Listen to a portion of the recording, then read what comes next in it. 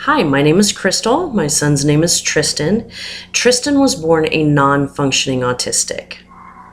For the first year of Tristan's life, we didn't know that there was a whole lot wrong with him. Um, our first sign was probably when he was supposed to learn how to crawl.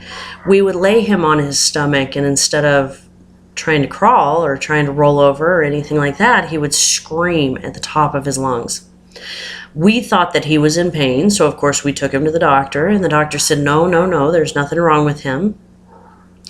And we were actually told that because he was our first child, we probably spoiled him too much and held him too much, and so that's probably why he doesn't want laid on his stomach or doesn't want to learn how to crawl, because he knows we're going to do everything for him.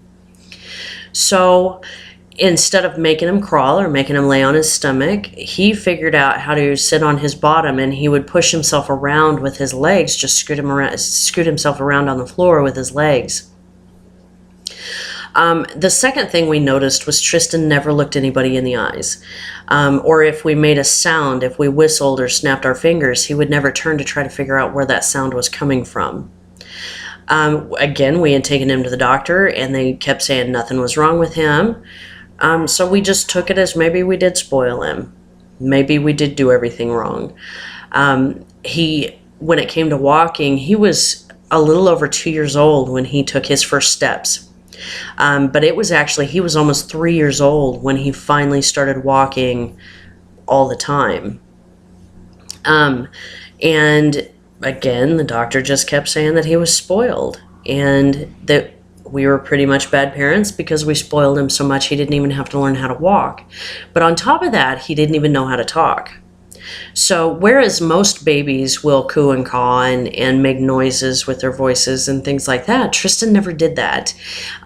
His time with his voice was pretty much spent screaming all the time. He would throw himself on the floor and just scream.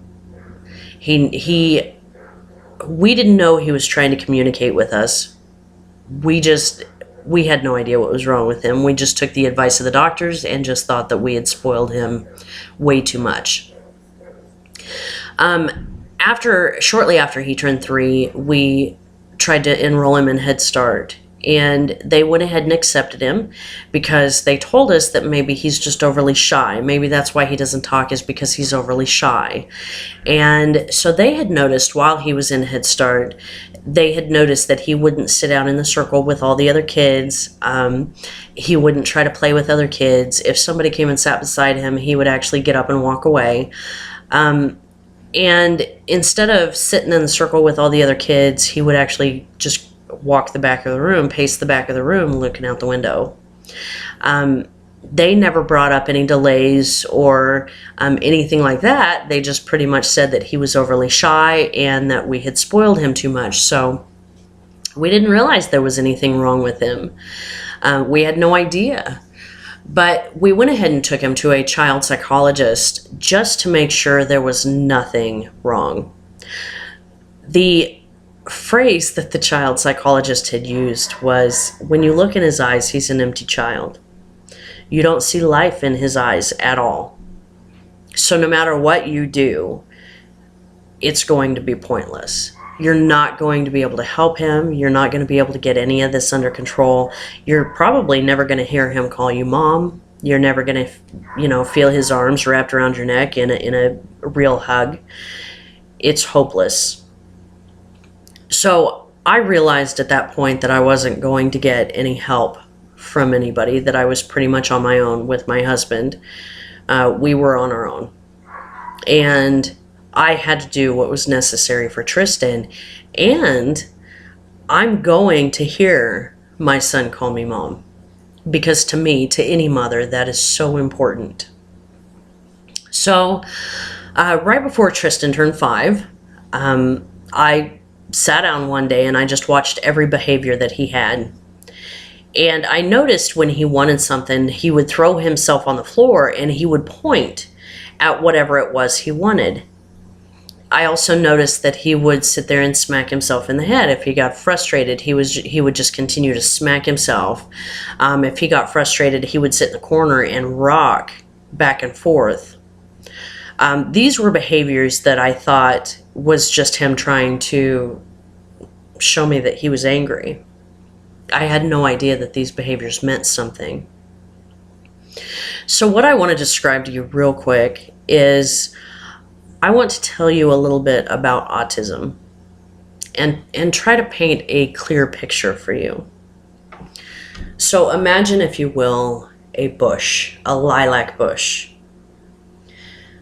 You need to trim this bush to make it beautiful so it'll continue to grow and prosper.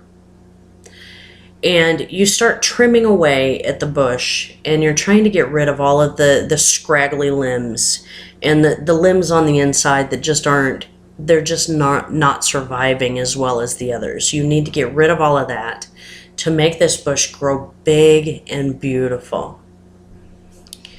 So with that, imagine a child's brain.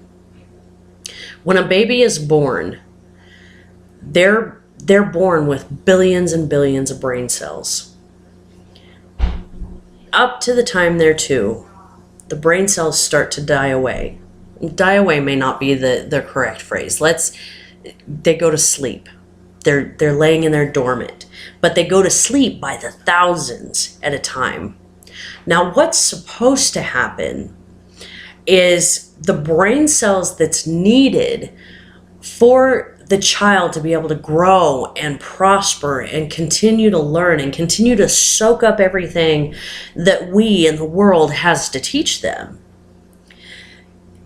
That part of the brain, those cells in the brain, die down or go to sleep. Just like with the bush.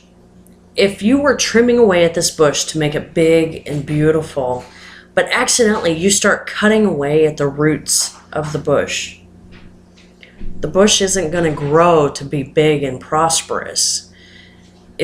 Parts of it are going to die down, and it's going to stay small and scraggly. It's not going to bloom to this huge, beautiful thing that it actually could be. The child's brain does the exact same thing.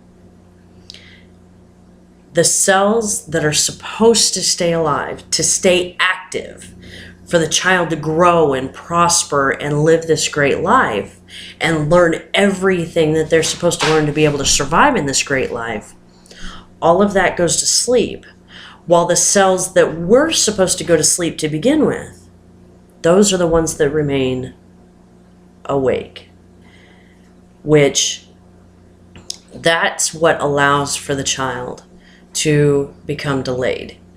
They start picking up different habits, like rocking back and forth. The reason that children with autism do that is because they find stimulation.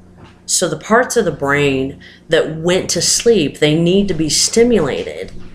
And so the child sits there and rocks themselves back and forth because it's stimulatory. And it makes that part of the brain wake up a little bit. Those cells in the brain, it makes them wake up a little bit. Things like that you're going to see a lot with children with autism or children with delayed behaviors, because that's what they need, is stimulation.